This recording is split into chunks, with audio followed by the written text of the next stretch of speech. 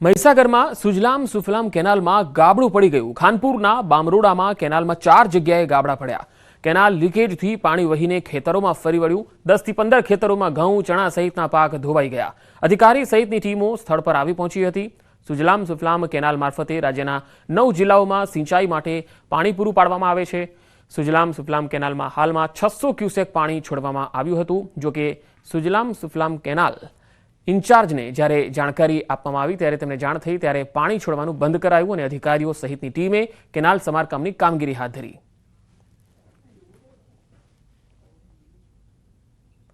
છોટાઉદેપુરના પાવી જેતપુરમાં અધિકારીઓના કારણે ખેડૂતોને પારાવાર મુશ્કેલી વેઠવાનો વારો આવ્યો। વર્ષ 1979માં સુખી સિંચાઈ યોજના અંતર્ગત બનાવેલી કેનાલો જર્જરિત બનતા ખેડૂતોની હજારો વીઘા જમીનમાં પાણી ફરી વળ્યા। ડુંગવાટ ગામે બનાવેલી જૂની કેનાલમાં ઠેર ઠેર ગાબડા પડ્યા, જેથી ખેડૂતોના ખેતરમાં પાણી ભરાવાથી ખેડૂતો પોતાનો શિયાળુ પાક પણ લઈ શકતા નથી। સ્થાનિક ખેડૂતોએ કહ્યું છે કે અમે જવાબદાર અધિકારીઓને ઘણા વર્ષોથી રજૂઆત કરી છે, છતાંય કેનાલોની મરામત થતી નથી। એક ખેડૂતે ભીની આંખો સાથે કહ્યું, પાક નિષ્ફળ જવાથી ખેતર પર લીધેલી લોન પણ હું ભરી શકતો નથી। શું કરવાનું? આના કેનાલનો રિપેર કરતા નથી આ લોકો, બરોબર? અધિકારીને કહેવાય છે કે તમારા મંત્રીને પ્રમુખને કહેવાનું, એ પ્રમુખને પૈસા આગળ થોડું થોડું સાફ કરે, પછી વચ્ચે તો કશું કરતા નહીં। તમે જુઓ છો આ બધી કેનાલો કેટલી પાણી લીકેજ થાય છે, લોન નહીં ભરાતી સાહેબ, મરી જવાનું તો શું કરવાનું? હવે 3 વર્ષથી નોટિસ આવે છે મારે।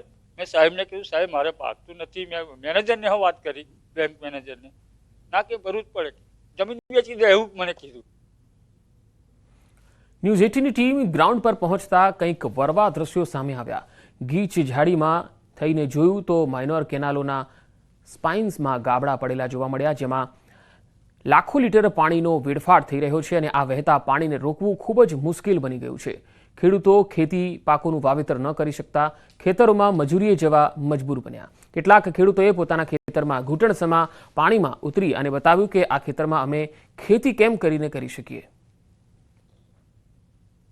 1980થી સુકી ડેમ બાંધવામાં આવેલો, 79ની સાલથી, પણ અત્યારે કેનાલ રિપેર થતી નથી। અમારી કેનાલો રિપેર થાય અમારી માંગ છે અને સતી જમીને અમારે બીજે અને ગુજરાન ચલાવવા માટે બીજાને કંઈ મજૂરી જવું પડે છે। કેનાલો રિપેર નહીં કરતા એટલે જો તો પાણી નિકાલ થઈ જાય, કંઈક ઉડા દેવા જાય, નારા ભૂંગરા હોય દેવા જાય, એને લીધે પાણી બહાર નીકળી સલકી જાય એટલે ખેતરમાં પહેરી જાય પાણી, એટલે આવું કોઈનું બગડે, નીચાણવાળો ભાગ હોય બધું સુમાહામ એવું થયું અને અમને હોય એવું લેવું।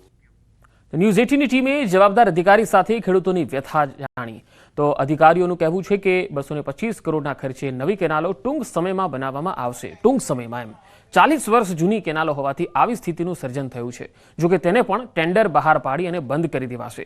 સુખી જળાશય યોજનાની જમણા કાંઠાની નહેરનું સમારકામ ચાલુ છે, જ્યારે ડાબા કાંઠા વિસ્તારમાં ટૂંક સમયમાં કામગીરી શરૂ કરાશે। બીજા તબક્કામાં ડાબા કાંઠાની નહેરોનું કામગીરી કરવામાં આવશે, જેના ભાગરૂપે આગામી 1-2 માસમાં ડાબા કાંઠાની નહેરોનું પણ ટેન્ડર બહાર પાડીને કામગીરી શરૂ કરવા માટેના ટેન્ડરો મંગાવવામાં આવશે। ડાબા કાંઠામાં કેનાલની કામગીરી હાથ ધરવામાં આવશે। ભાવનગર શહેરની સમસ્યાઓ પૈકી કોઈ મુખ્ય સમસ્યા હોય તો એ છે કંસારાની સમસ્યા। પછી તે નવીનીકરણની સમસ્યા હોય, શુદ્ધિકરણની હોય કે પછી સજીવીકરણની સમસ્યા હોય, શહેરીજનો ત્રાહિમામ થઈ ગયા છે। કંસારા પાછળ કરોડો રૂપિયાનો ખર્ચ થયો, છતાં સમસ્યા તો હજુ એ જ રહી છે।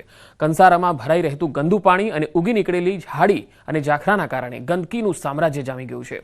વર્ષ 2002થી કંસારા શુદ્ધિકરણની વાતો થઈ, પરંતુ હજુ સુધી આ બાબતે ફક્ત વાતો જ રહી।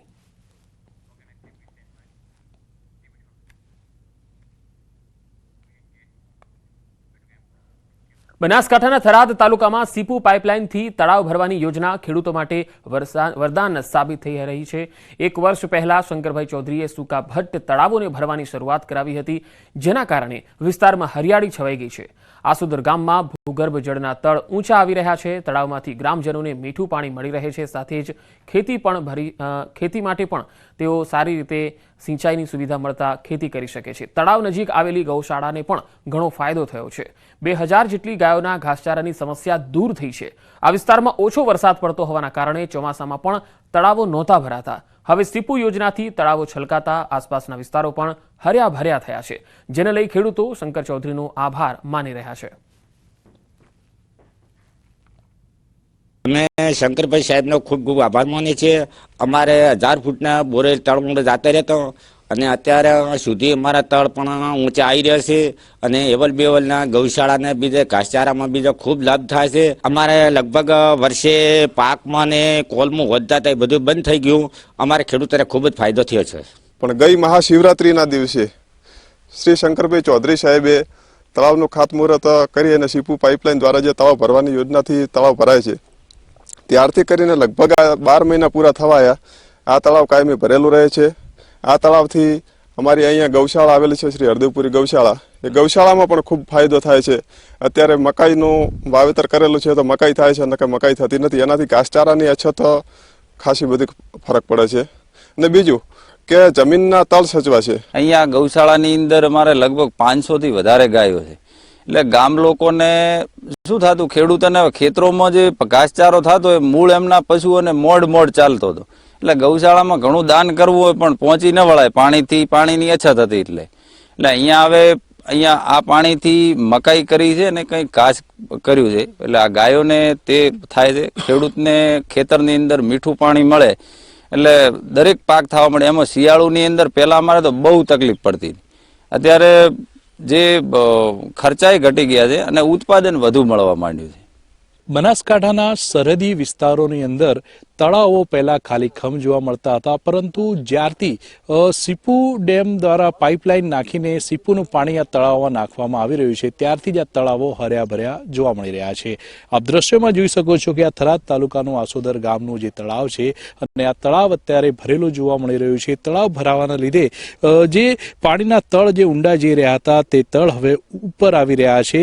ખેડૂતોને તો ફાયદો થઈ રહ્યો છે, તેની સાથે સાથે ગામના લોકોને પણ ફાયદો થઈ રહ્યો છે. કારણ કે આ વિસ્તારની અંદર જ્યાં ખારા સતો અને ખારું પાણી મળી રહ્યું હતું, પરંતુ આ તળાવો જે મીઠા પાણીથી ભરવામાં આવી રહ્યા છે તેને લઈને હવે અહીંનું પાણી પણ ધીમે ધીમે મીઠું થઈ રહ્યું છે.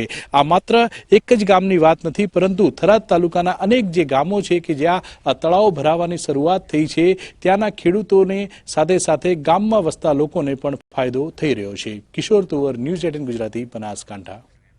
આણંદના સોજીત્રાના ત્રંબોવાડ ગામના લોકો રોડ ન હોવાથી પરેશાન છે. ત્રંબોવાડના ગોલી સીમ વિસ્તારમાં 100 જેટલા ખેતમજૂર શ્રમિક પરિવારો રહે છે, પરંતુ આઝાદીના સમયથી 700 જેટલા લોકો તેમના વિસ્તારમાં પાકો રોડ ન બનતા પારાવાર મુશ્કેલી સહન કરવા મજબૂર છે.